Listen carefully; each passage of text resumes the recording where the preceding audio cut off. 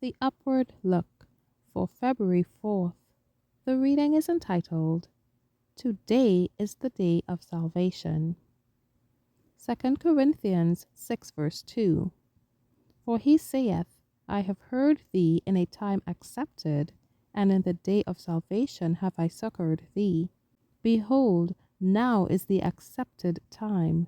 Behold, now is the day of salvation. How thankful we all should be that it is not yet too late for wrongs to be righted. It is our solemn duty to reveal love for God, not only in our words, but in deed and in truth. God calls at this time for skillful workers who will always be found on the side of the chief worker. We must have truth in the heart and love for Christ. Whosoever will come after me, he says, let him deny himself and take up his cross and follow me. Mark 8:34. We have each an individual work to do in denying self and in working out our own salvation with fear and trembling. Every soul who places himself on the side of Christ will be tempted with all the power of Satan's seductive influence. The grace of God can renew your heart, brace you against temptation, and give you earnest longings for the Spirit of God. God will soon vindicate his justice before the universe. His justice requires that sin shall be punished. His mercy grants that sin shall be pardoned through repentance and confession.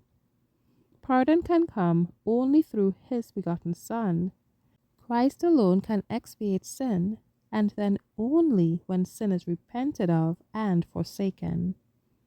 Man has severed his connection with God, and his soul has become palsied and strengthless by the deadly poison of sin. But there was a time when the proclamation sounded through the heavenly courts, I have found a ransom. A divine life is given as man's ransom. One equal with the Father has become man's substitute. So ingenious are the plans that Satan lays to deceive and pervert, that the very blessings that come to us in the divine life may be turned into snares. By the same false reasoning by which he deceived Adam and Eve in the Garden of Eden, he seeks to turn the very blessings which God sends for our good into snares and a curse. He seeks to lead men to use God's gifts as weapons against the giver.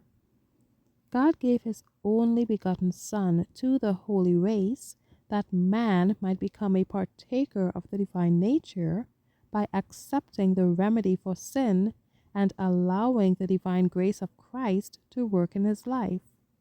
The power of divinity working in humanity can bring man into right relation with God.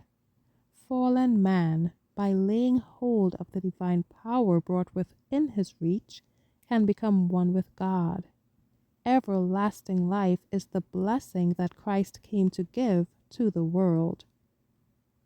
Prepare to meet thy God in peace.